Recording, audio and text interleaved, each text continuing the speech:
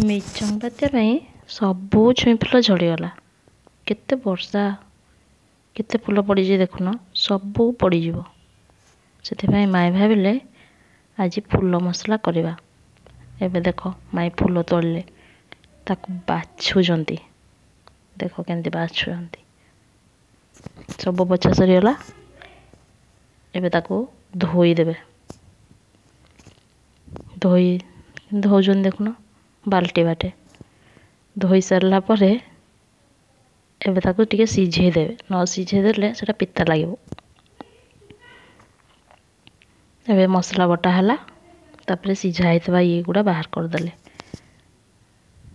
ତାକୁ ଏବେ ତେଲ ମସଲା ଦେଇକି ଭଲରେ କଷିଦେବେ। କଷା ଚାଲିଛି ଦେଖ।